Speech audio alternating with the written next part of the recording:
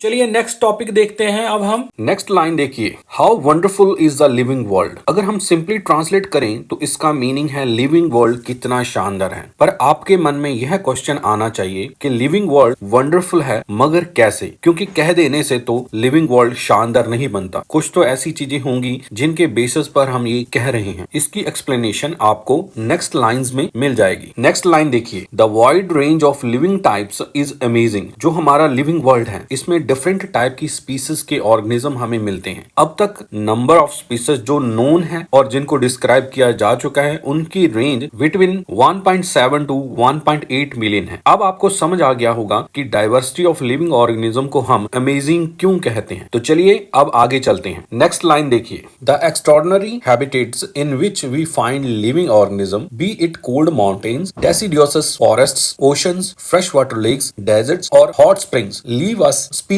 ऐसे हैबिटेट्स जैसे कि cold mountains, deciduous forest, ocean, fresh water lakes, deserts और हॉट स्प्रिंग्स, जिनमें लाइफ का होना हमारी बोलती बंद कर देता है, मींस कि हमें स्पीचलेस कर देता है। नेक्स्ट लाइन देखिए, the beauty of a galloping horse of the migrating birds, the valley of flowers और द अटैकिंग इवोक्स ऑल और a deep sense of wonder. यहाँ पर राइटर हॉर्स, वर्ड्स, फ्लावर्स और शार्क की एग्जाम्पल लिख कर छोड़ सकता था, मगर उसने हॉर्स वर्ड के आगे ग्लोपिंग वर्ड यूज किया है, वर्ड के आगे माइग्रेटरी वर्ड यूज किया है और फ्लावर्स वर्ड के आगे वैली वर्ड यूज किया है और शार्क वर्ड के आगे अटैकिंग वर्ड यूज किया है। ऐसा क्यों, चलिए समझते हैं इसको। एक तरफ ब्यूटी है ग्लोपिंग हॉर्स की, माइग्रेटिंग वर्ड्स की, वैली ऑफ फ्लावर्स की और दूसरी तरफ है अटैक ऑफ शार्क। अब इन दोनों चीजों से आपके मन में कैसी फीलिंग आ रही है, चलिए समझ। पहली जो एग्जांपल दी है उसने ग्लोपिंग हॉर्स। इमेजिन कीजिए एक हॉर्स को फ्रीली रनिंग करते हुए ओपन फील्ड में, उसके मसल्स का मूव करना, उसकी मेन यानी कि गर्दन के ऊपर जो बाल होते हैं वो हवा में लहराना, उसकी स्पीड, पावर, उसकी ग्रेस को शो करता है। एक ग्लोपिंग हॉर्स को देखना हमें ब्यूटीफुल लगता है। सेकंड एग्जांपल जो है उसकी वो है माइग्रेटिंग बर्ड्स। कुछ सीजन्स के दौरान आपने स्काई में वी शेप में उड़ते हुए बर्ड्स को देखा होगा। ये birds thousand of kilometres travel कर वार्म प्लेस को खोजने के लिए या फिर ब्रीड करने के लिए। इतने सारे बर्ड्स का परफेक्ट हार्मनी के साथ उड़ना हमें हैरान करता है। कैसे वो वास्ट डिस्टेंसेस को तय करते हुए ठीक ठाक अपने डेस्टिनेशन तक पहुंच जाते हैं। नेक्स्ट जो एग्जांपल दिया उसने वैली ऑफ फ्लावर्स। इमेजिन कीजिए आप एक वैली ऑफ फ्लावर में वॉक कर रहे हैं। यहाँ पर हर तरफ कलरफुल फ्लावर्स भरे हुए हैं, वाइब्रेंट कलर्स, स्वीट फ्रेग्रेंस और वैरायटी ऑफ प्लांट्स पूरे सीन्स को एक पेंटिंग जैसे बना देते हैं। ये नेचुरल ब्यूटी हमें ऑ में डाल देती है, जो हमें प्लांट्स की डाइवर्सिटी और ब्यूटी को भी दिखाती है। Attacking shark. इमेजिन करें एक शार्क को ओशन में स्विफ्टली मूव करते हुए, अपने प्रे को हंट करते हुए। उसकी स्पीड, प्रिसीजन और पावर एक साथ टेरिफाइंग और फैसिनेटिंग करती है। हमें ये नेचर की रॉ स्ट्रेंथ और वाइल्ड में क्रिएचर्स की सर्वाइवल इंस्टिंक्ट को दिखाती है। ये एग्जांपल्स इलस्ट्रेट करते हैं कि कैसे नेचुरल वर्ल्ड के डिफरेंट एस्पेक्ट्स, हॉर्स की ग्रेस से लेकर शार्क की पावर तक, हमें ऑ और वंडर से भर देते हैं।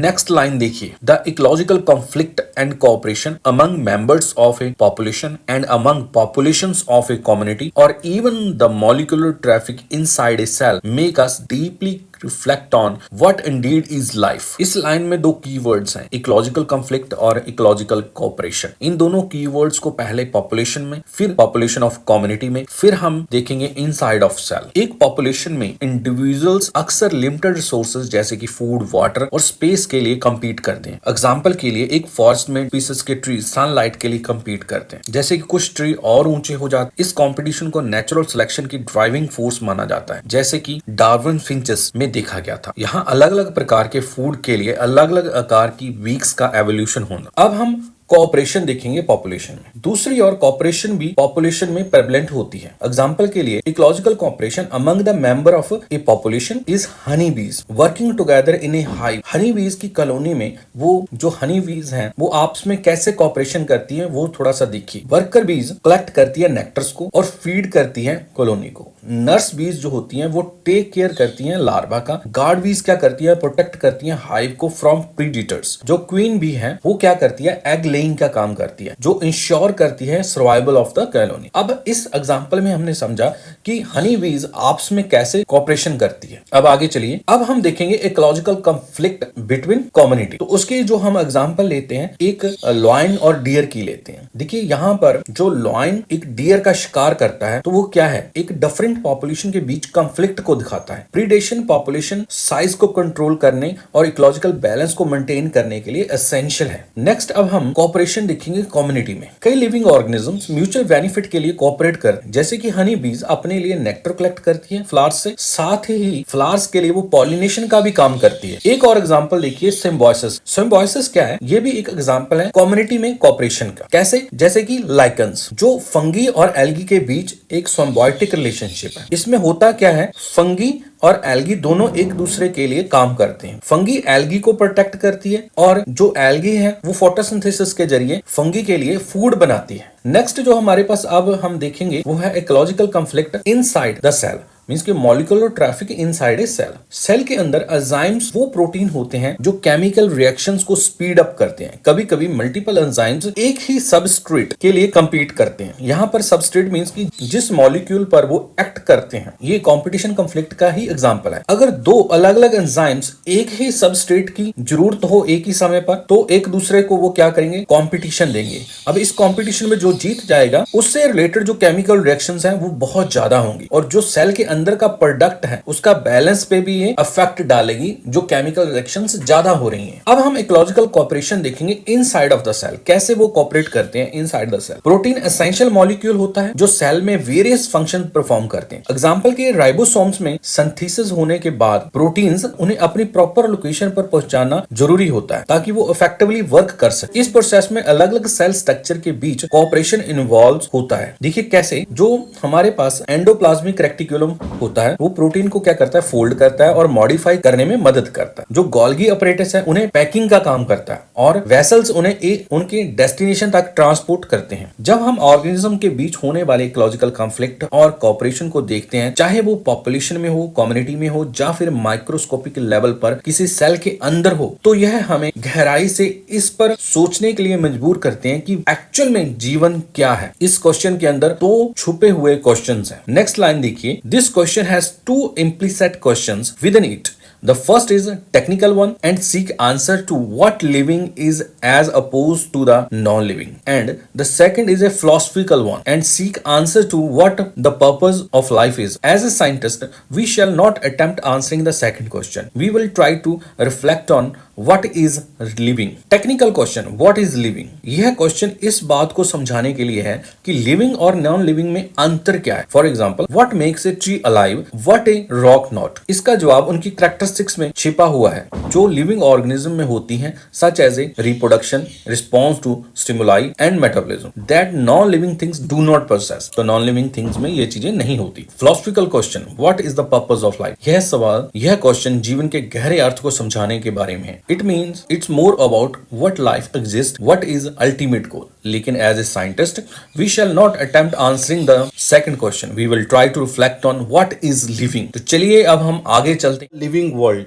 if you look around you will see a large variety of living organisms, be it potted plants, insects, birds, your pets or other animals and plants. अगर आप अपने आसपास देखें तो आपको कई तरह के लिविंग ऑर्गेनिजम्स दिखाई देंगे, चाहे वो पॉटेड प्लांट्स हो, इंसेक्ट्स, बर्ड्स, आपके पेट्स, या फिर और भी एनिमल्स और प्लांट्स हो सकते हैं। नेक्स्ट लाइन देखिए, there are also several organisms that you can't see with your naked eye but they are all around you. ऐसे कई ऑर्गेनिजम्स भी हैं जिन्हें आप अपनी निकड आई से नहीं देख सकते। मींस आपको किसी इंस्ट्रूमेंट की हेल्प लेनी पड़ेगी उन्हें देखने के लिए, मगर वो आपके चारों तरफ प्रेजेंट होते हैं। For example, bacteria are tiny living organisms that live on your skin, in the air and on surface, but you need a microscope to see them. Next line देखिए, if you were to increase the area that you make observation in the range and variety of living organisms, the variety of organisms that you see would increase. Obviously, if you were to visit a dense forest, you would probably see a much greater number and kind of living organisms in it. अगर आप अपनी observation का area बढ़ाएं तो आपको और भी ज्यादा वैरायटी और रेंज के ऑर्गेनिजम्स दिखेंगे. For example, in A small garden you might see a few plants and insects. Obviously, अगर आप किसी डेंस फॉरेस्ट में जाएंगे तो वहां आपको और भी ज्यादा टाइप्स और नंबर्स में लिविंग ऑर्गेनिज्म दिख सकते हैं. नेक्स्ट लाइन देखिए, each different kind of plant, animal और organism that you see represent a species. हर अलग तरह का प्लांट, एनिमल या ऑर्गेनिज्म जो आप देखते हैं वो एक स्पीसीज को रिप्रेजेंट करता है. नेक्स्ट लाइन देखिए, the number of species that are known and described range between 1.7 to 1.8 million. This refers to biodiversity और the number and types of the organisms present on the earth. जितने species को अब तक जाना और describe किया गया है वो 1.7 to 1.8 मिलियन के बीच है. इसे बायोडाइवर्सिटी कहा जाता है, यानी अर्थ पर प्रेजेंट ऑर्गेनिज्म की नंबर और टाइप ही बायोडाइवर्सिटी है. नेक्स्ट लाइन देखिए, we should remember here that as we explore new areas, even old ones, new organisms are continuously being identified. हमें यह याद रखना चाहिए कि जैसे जैसे हम नए एरियाज को एक्सप्लोर करते हैं और जहां तक कि ओल्ड प्लेसेस को भी नए ऑर्गेनिजम्स लगातार आइडेंटिफाई किए जा रहे हैं, यानी कि हमें मिल रहे हैं. नेक्स्ट लाइन देखिए, as stated earlier there are millions of plants and animals in the world. We know the plants and animals in our own area by their local names. These local names would vary from place to place even within a country. Probably you would recognize the confusion that would be created if we did not find ways and means to talk to each other to refer to organism we are talking about.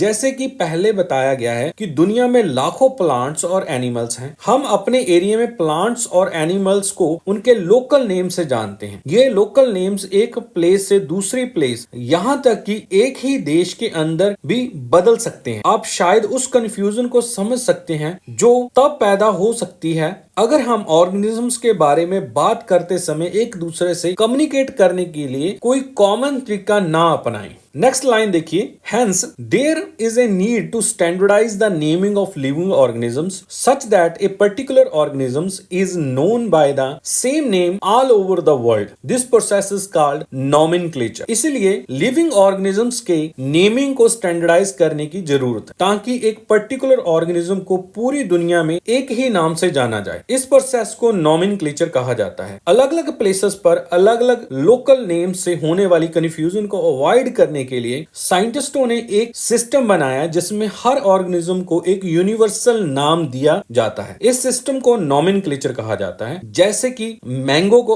अलग अलग language में आम हिंदी में, mango English में, या अंब पंजाबी विच बोला जाता है, मींस कहा जाता है, लेकिन इसका साइंटिफिक नेम पूरी दुनिया में एक ही है, मैंजीफेरा इंडिका. नेक्स्ट लाइन देखिए, ऑब्वियसली नॉमेनक्लेचर और naming is only possible when the organism is described correctly and we know to what organism the name is attached to. This is identification. Obviously nomenclature या naming तभी ही possible है जब organism को सही से describe किया जाए और हमें पता हो कि किस organism का नाम attach किया जा रहा है ताकि सही name सही organism के साथ attach किया जा सके. इस process को identification कहते हैं. अब आपके मन में यह क्वेश्चन आ रहा होगा कि organism को describe कैसे करें. ऑर्गेनिज्म को डिस्क्राइब करने के लिए आपको उस ऑर्गेनिज्म की फीचर्स और कैरेक्टरिस्टिक्स पता होनी चाहिए, जैसे कि बॉडी का size, shape, colour, behaviour, anatomy etcetera. तो यहाँ से हमें ये पता चल रहा है कि फर्स्ट स्टेप जो है वो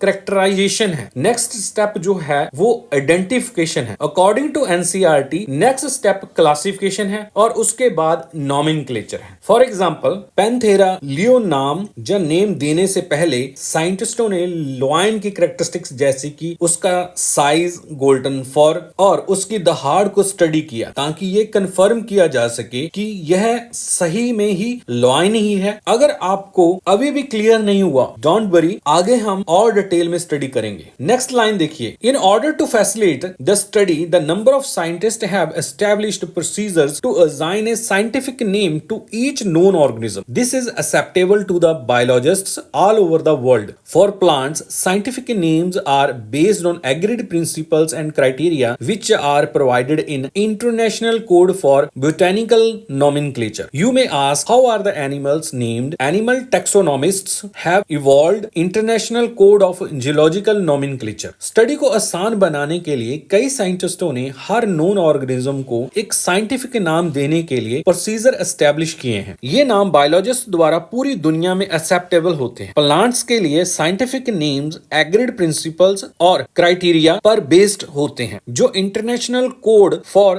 बोटेनिकल नॉमेनक्लेचर में दिया गया है। आप पूछ सकते हैं कि एनिमल्स का नेम कैसे दिया जाता है। एनिमल टैक्सोनॉमिस्ट ने एनिमल्स के साइंटिफिक नेम्स देने के लिए international code of geological nomenclature के तहत रूल्स बनाए हैं। नेक्स्ट लाइन देखिए, the scientific name ensure that each organism has only one name. Description of any organism should enable the people in any part of the world to arrive at the same name. They also ensure that such a name has not been used for any other known organism. Scientific naming system यह ensure करता है कि हर species का केवल एक unique नाम हो जिससे मल्टीपल कॉमन नेम से होने वाले कंफ्यूजन को अवॉइड किया जा सके। किसी भी ऑर्गेनिज्म की डिस्क्रिप्शन इतनी डिटेल्ड फॉर्म में होनी चाहिए, मींस कि उसकी कैरेक्टरिस्टिक्स बहुत अच्छे से एक्सप्लेन होनी चाहिए कि दुनिया के किसी भी हिस्से के लोग उसी नाम पर पहुंच सके। यह भी इंश्योर किया जाता है कि ऐसे नाम किसी अदर नोन ऑर्गेनिज्म के लिए यूज नहीं किए गए हों। नेक्स्ट लाइन देखिए, biologists follow universally accepted principles to provide scientific names to known organisms. Each name has two components, the generic name and specific epithet. This system of providing a name with two components is called binomial nomenclature. Biologists universally accepted principles को follow करते हैं ताकि known organisms को scientific नाम दिए जा सके। Scientific naming system में दो parts होते हैं, generic name means की genus और स्पेसिफिक एपिथेट मींस की स्पीसीज, जो मिलकर हर ऑर्गेनिज्म का यूनिक नाम बनाते हैं। इसे बाइनोमियल नोमेनक्लेचर कहा जाता है। नेक्स्ट लाइन देखिए, this naming system given by Carolus Linnaeus is being practised by biologist all over the world. This naming system using a 2-word format was found convenient. यह naming system Carolus Linnaeus ने दिया था, जिसे father of taxonomy भी कहा जाता है, और इसे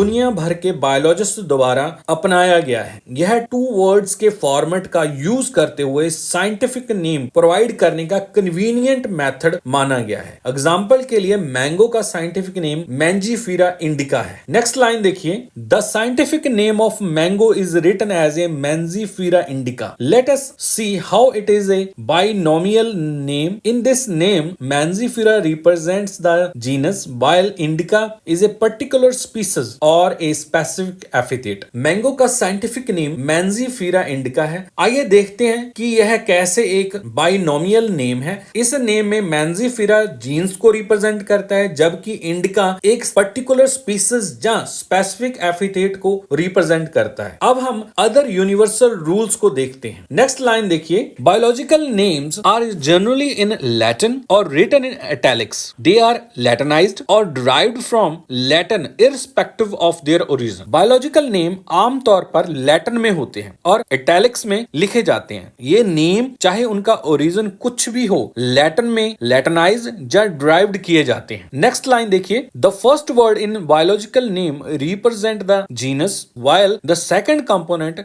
donates the specific epithet. Biological name में पहला वर्ड जीनस को रिप्रेजेंट करता है, जबकि सेकंड कंपोनेंट स्पेसिफिक एपिथेट को रिप्रेजेंट करता है, मींस स्पीसीज को। थर्ड पॉइंट देखिए, both the words in biological biological name when handwritten are separately underlined or printed in italics to indicate their Latin origin. जब biological name को hand से लिखा जाता है तो दोनों words को अलग अलग अंडरलाइन किया जाता है, जहाँ जब प्रिंट किया जाता है तो उनके लैटिन ओरिजिन को दिखाने के लिए उन्हें इटैलिक्स में प्रिंट किया जाता है। फोर्थ पॉइंट देखिए, the first word denoting the genus starts with capital letter while specific epithet start with a small letter. It can be illustrated with the example of Mangifera indica. Genus को represent करने वाला पहला word capital letter से start होता है, जबकि specific epithet small letter से start होता है। इसे मेंजिफेरा इंडिका के एग्जांपल से इलस्ट्रेट किया जा सकता है। नेक्स्ट लाइन देखिए, the name of author appears after the specific epithet at the end of biological name and written in an abbreviated form. For example Mangifera indica Linn. It indicate that this species were first described by the Linnaeus. Specific epithet के बाद author का नाम biological name के and में आता है। इसे abbreviated form में लिखा जाता है, जैसे मेंजिफेरा इंडिका लिन। यह इंडिकेट करता है कि इस स्पीसीज को पहली बार डिस्क्राइब्ड लीनियस ने किया था। नेक्स्ट लाइन देखिए, since it is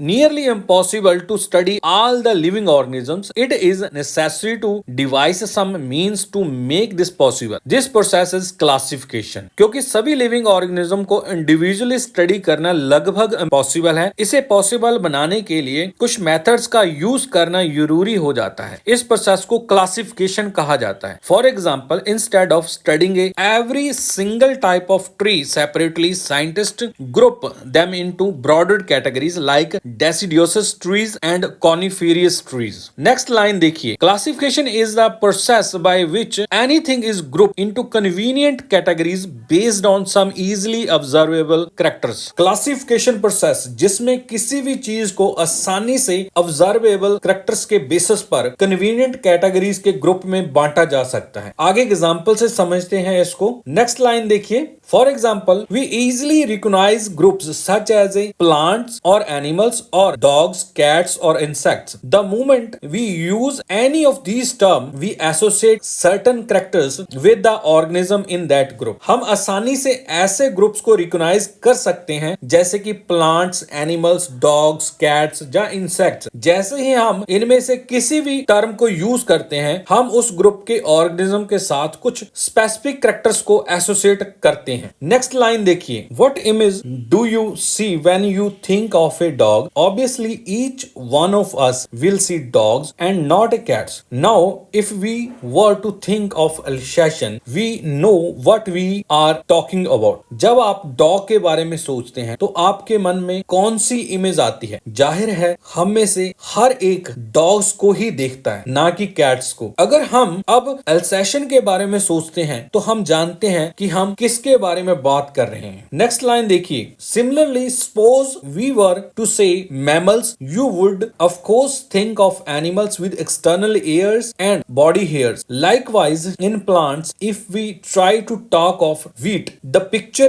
in each of our mind will be of wheat plants, not of rice or any other plants. Hence all these dogs, cats, mammals, wheat, rice, plants, animals, etc. are convenient categories we use to study organisms. Similarly, अगर हम mammals की बात करें तो आप निश्चित रूप से उन एनिमल्स के बारे में सोचेंगे जिनके एक्सटर्नल ईयर्स और बॉडी हेयर होते हैं। सिमिलरली प्लांट्स में अगर हम बीट्स की बात करें तो हम सभी के दिमाग में वीट प्लांट की इमेज आती है, ना कि राइस की या किसी अदर प्लांट्स की। इसीलिए dogs, cats, mammals, wheat, rice, plants, animals etcetera जैसे सभी चीजें कन्वीनियंट कैटेगरीज हैं जिन्हें हम ऑर्गेनिज्म को स्टडी करने के लिए यूज करते हैं। नेक्स्ट लाइन देखिए, the scientific term for these categories is taxa. Here you must recognise that taxa can indicate categories at very different levels. Plants also form a taxa. Wheat is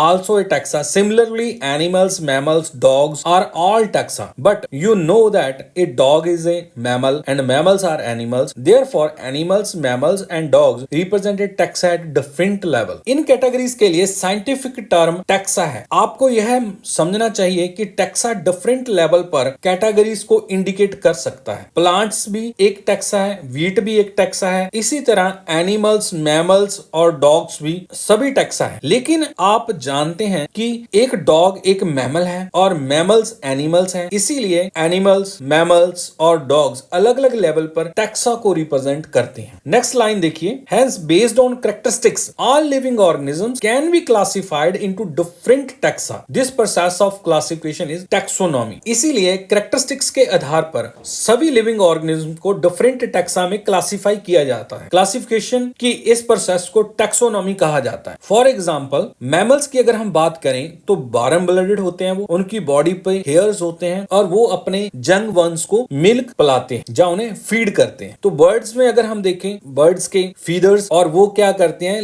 eggs laying करते हैं। Reptiles में अगर snacks की हम बात करें तो उनकी बॉडी पे स्केल्स होते हैं और तो वो भी एग लेइंग करते हैं। नेक्स्ट लाइन देखिए, external and internal structure along with the structure of cell development process and ecological information of organisms are essential and form the basis of modern taxonomic study. Organism की external and internal structure के साथ साथ cell की structure, development process और ecological information को modern taxonomic study का base माना जाता है। अब हम इसको एग्जांपल से समझते हैं। Modern taxonomy uses a range of features to classify organisms including external structure. External structure में हम क्या देखेंगे, विजिबल फीचर्स जो हमें दिखती हैं वो वाली फीचर, जैसे उसकी बॉडी की शेप, साइज, बॉडी की कवरिंग। नेक्स्ट पॉइंट जो होता है हमारा इंटरनल स्ट्रक्चर, उसका ऑर्गन सिस्टम कैसा है, बोन्स और उसके इंटरनल ऑर्गन्स कैसे काम करते हैं। नेक्स्ट है हमारे पास cell structure. The structure of cell refers to how the various components inside a cell are arranged. जो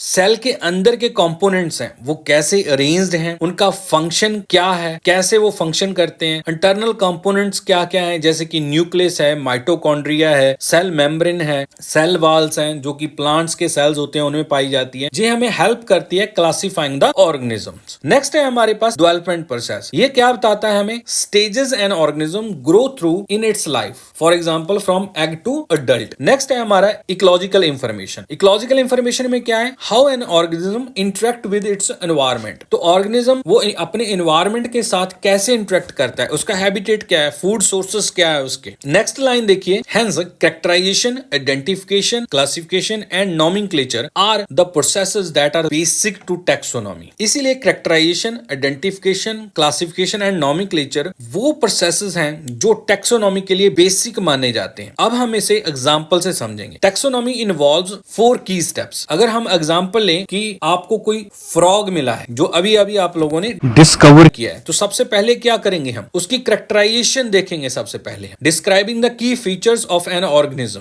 scientist describe it's colours, size, behaviour, anatomy etcetera. तो सबसे पहले आप क्या करोगे, उसकी कैरेक्टरिस्टिक्स आप डिस्क्राइब करोगे प्रॉपर ढंग से। फिर नेक्स्ट स्टेप क्या होगा, जो आपको कैरेक्टरिस्टिक्स मिली हैं तो उससे क्या करोगे, आप आइडेंटिफिकेशन करोगे कि आपके पास जो फ्रॉग्स ऑलरेडी अवेलेबल हैं क्या उनसे वो मैचिंग हो रही है उसकी। तो फिगर आउट करोगे what organism it is based on its characteristics. They compare it to the known frogs to determine its identity. तो आप कंपेयर करोगे उन फ्रॉग्स से जो आपके पास ऑलरेडी अवेलेबल हैं, उनकी कैरेक्टरिस्टिक्स को आप मैच कर कर देखोगे, उनको आइडेंटिफाई करोगे। अब आप नेक्स्ट है हमारे पास क्लासिफिकेशन। अब आपके पास उसकी कैरेक्टराइजेशन आ चुकी है, आपने उसको आइडेंटिफाई कर लिया है, तो अब आप क्या करोगे, ग्रुपिंग करोगे उसको ऑर्गेनिज्म के साथ विद सिमिलर ऑर्गेनिज्म। आप ग्रुप में डालोगे जिसके साथ उसकी कैरेक्टराइजेशन मिलती हो। Place it in the group of amphibians. तो आप कैसे ग्रुप में डालोगे उस फ्रॉग को, एम्फीबियंस में डाल दोगे आप। उसके बाद क्या करोगे, आप उसको उसका नोमेनक्लेचर करोगे, giving the organism scientific name, उसको साइंटिफिक नेम दोगे। उसके बाद नेक्स्ट लाइन देखिए, taxonomy is not a something new.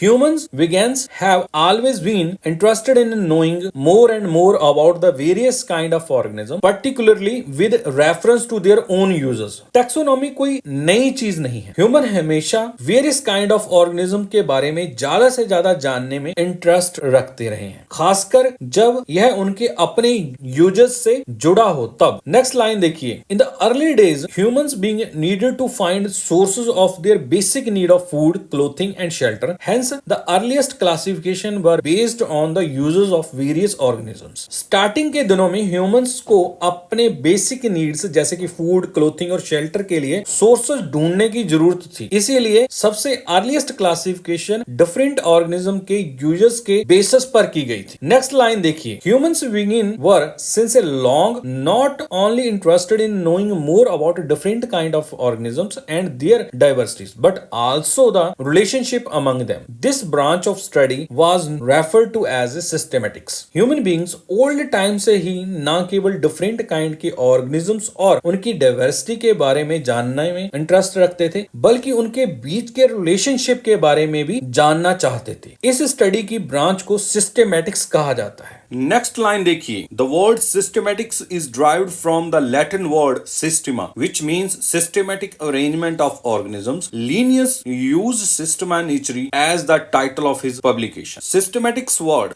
Latin word systema से लिया गया है, जिसका मीनिंग है systematic arrangement of organisms. अब ये systematic arrangement of organisms है क्या, इसको हम एग्जाम्पल के थ्रू समझेंगे। इसकी एग्जाम्पल हमने ली है पैंथेरा लियो। यहाँ पे पैंथेरा जीनस का नेम है और लियो एक स्पीसीज का नेम है। उसके बाद इसकी फैमिली क्या है, फैलिडी। ऑर्डर क्या है इसका, कार्निवोरा। क्लास क्या है इसकी, मैमलियम। Phylum Chordata. और किंगडम जो है इसकी वो है एनिमेलिया। अब इस एग्जांपल में लॉयन के बारे में उसकी स्पीसीज से लेके किंगडम तक सब कुछ बताया गया है और एक ऑर्डर में बताया गया है। इसी को बोला जाता है systematic arrangement of organism. Next देखिए, लिनियस ने अपनी पब्लिकेशन का टाइटल मींस अपनी बुक के नेम के रूप में सिस्टेमा नेचुरी का यूज किया था, मींस अपनी बुक का नाम रखा था। नेक्स्ट लाइन देखिए, the scope of systematics was later enlarged to include identification, nomenclature and classification. Systematics takes into account evolutionary relationship between organisms. Systematics का स्कोप पहले सिर्फ डिफरेंट काइंड ऑफ